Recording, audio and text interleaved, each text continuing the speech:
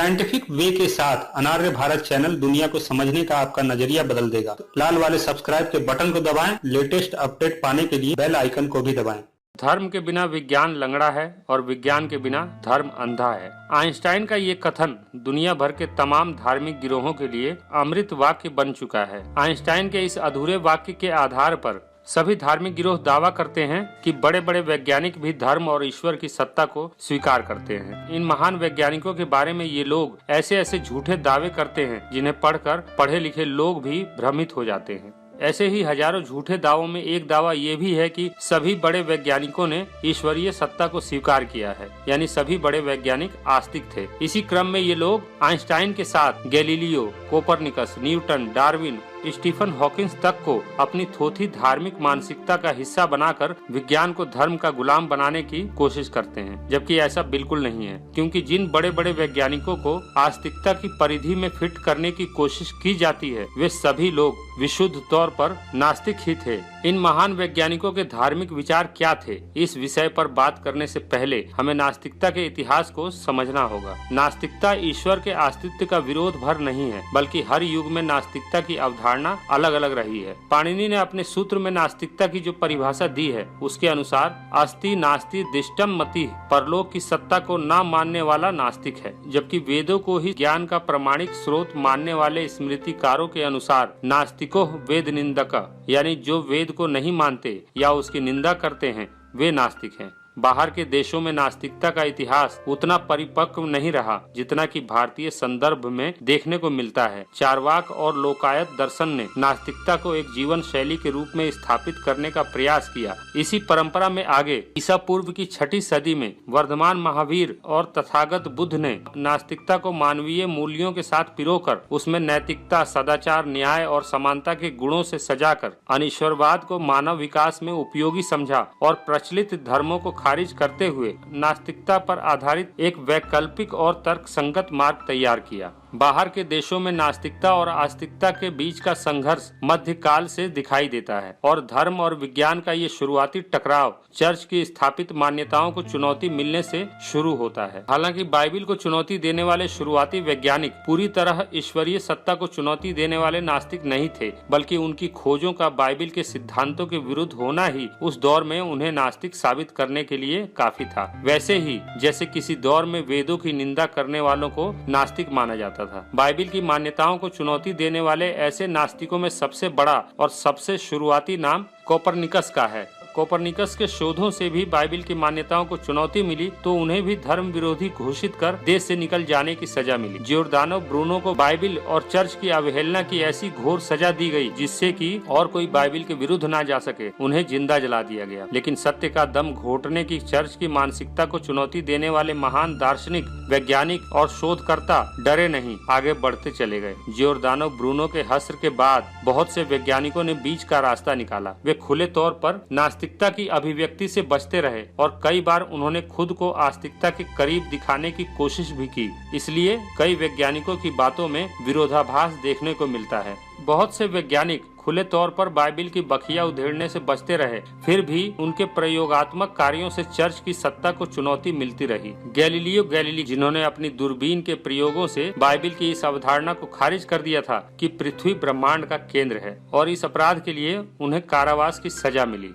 Isaac Newton ने gravity का जो सिद्धांत दुनिया को दिया, उससे भी चर्च को परेशानी हुई। आज न्यूटन को धार्मिक गिरोह अपने थोथे धार्मिक खेमे में फिट करने की कोशिश करते हैं, जबकि ऐसा बिल्कुल नहीं है। इतिहासकार स्टीफन डी स्नोबेलेन, जिन्होंने न्यूटन के शोध और उनके जीवन पर कई किताबें लिखी हैं, वे न्यूटन के बारे में कहते हैं, आइजैक न्यूटन पूरी तरह नास्तिक थे, लेकिन उन्होंने अपने निजी विश्वास की सार्वजनिक घोषणा कभी नहीं की। उन्होंने अपने विश्वास को इतनी अच्छी तरह से छुपाया कि आज भी विद्वान उनकी निजी मान्यताओं पर असमंजस की स्थिति में हैं। फिर भी न्यूटन के विचारों के बारे में उनकी कुछ बातें जो सार्वजनिक हुई, वो धर्म के प्रति उनके विद्रोह को दर्शाती हैं। जैसे पवित्र आदेशों का पालन करने के लिए उनके द्वारा इनकार किया जाना, और जब वे मरने वाले थे तब उन्हें पवित्र संस्कार के लिए कहा गया और उन्होंने इनकार कर दिया। ये तो थी न्यूटन की बात, जो स्नोबेलेन के शोध के अनुसार नास्तिक विचारों के साबित होते हैं। अब बात करते हैं चार्ल्स डार्विन की, जो विशुद्ध रूप से नास्तिक थे, इस बात में कोई संदेह नहीं।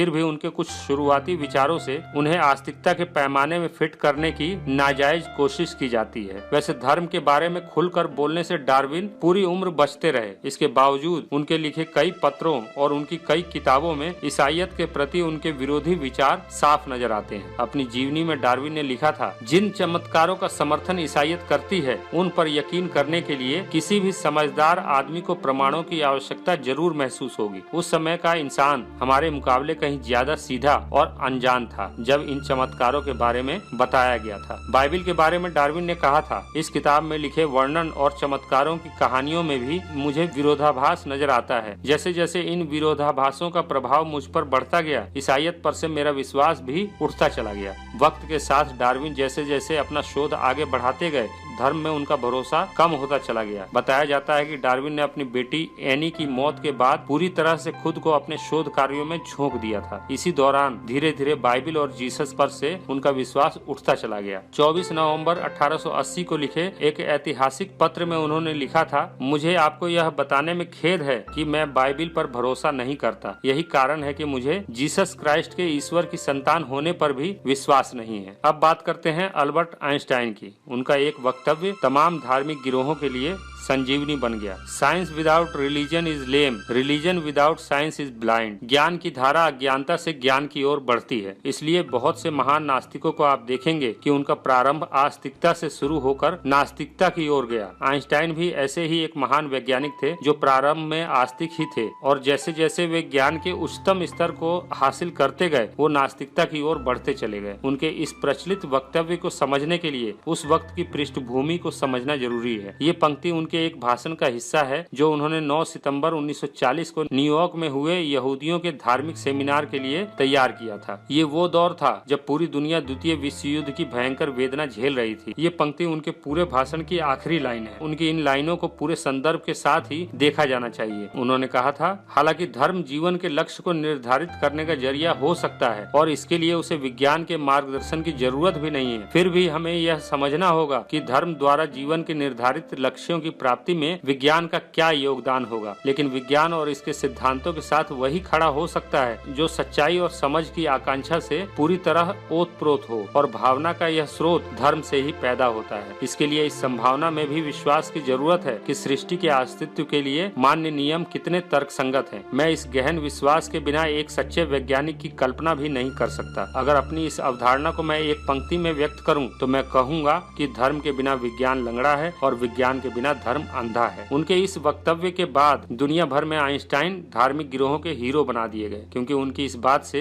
धार्मिक गिरोहों की झूठी मान्यताएं और ईश्वर पर आधारित शोषणवादी व्यवस्था पर वैज्ञानिक मोहर जो लग चुकी थी। अब वे धर्म से असंतुष्ट लोगों को ये समझा सकते थे कि देखो, जब इतने बड़े साइंटिस्ट धर्म के बिना विज्ञान को लंगड़ा बता रहे हैं तो तुम्हारी क्या औकात है। धार्मिक गिरोहों के खुश होने के साथ साथ आइंस्टाइन से उनके इस वक्तव्य के कारण बहुत से वैज्ञानिक नाराज भी हुए और उन्होंने आइंस्टाइन को वैज्ञानिक के लिबास में छुपा हुआ कट्टरपंथी तक कह दिया। आखिरकार 8 साल बाद उन्हें सफाई देनी पड़ी। अपने एक वैज्ञानिक मित्र को दिए जवाब में उन्होंने लिखा है, यह निश्चित रूप से एक झूठ था जो आपने मेरे धार्मिक विश्वासों के बारे में पढ़ा था। ये एक ऐसा झूठ बन चुका है जिसे जानबूझकर दोहराया जा रहा है। मैं निजी तौर पर किसी ईश्वर में विश्वास नहीं करता हूँ और अगर मेरे अंदर कुछ है जिसे धार्मिक कहा जा सकता है तो वह प्रकृति के लिए उस सीमा तक नितांत प्रशंसा है जहाँ तक हमारा विज्ञान इसे प्रकट कर सकता है। मेरे लिए ईश्वर शब्द इंसानी कमजोरी की अभिव्यक्ति से ज्यादा कुछ भी नहीं है। मैंने बार बार कहा कि मेरी व्यक्तिगत राय में किसी ईश्वर का विचार एक बालक की जिज्ञासाओं जैसा ही है। आप मुझे नास्तिक कह सकते हैं, लेकिन मैं पेशेवर नास्तिकों की जमात से खुद को अलग रखता हूँ। 28 सितंबर 1949। उनकी इन बातों से यह स्पष्ट है कि वह किसी भी ईश्वरीय सत्ता पर विश्वास नहीं करते थे और विशुद्ध रूप से नास्तिक थे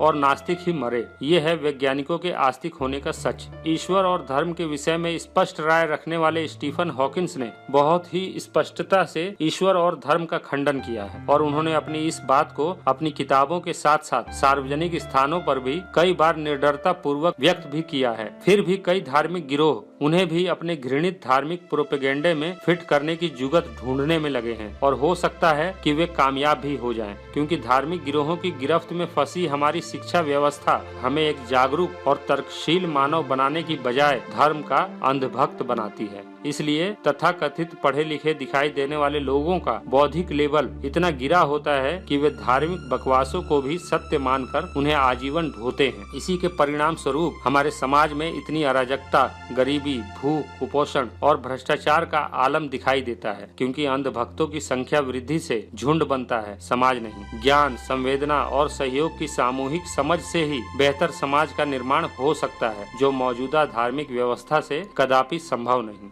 आपको हमारा यह वीडियो कैसा लगा कमेंट बॉक्स में जरूर बताएं और हमारे इस चैनल को सब्सक्राइब जरूर करें। सदियों से फैलाए गए अंधविश्वास और कुरीतियों के विरुद्ध वैज्ञानिक चिंतन के साथ खड़ा यह चैनल दुनिया को समझने का आपका नजरिया बदल देगा। धन्यवाद।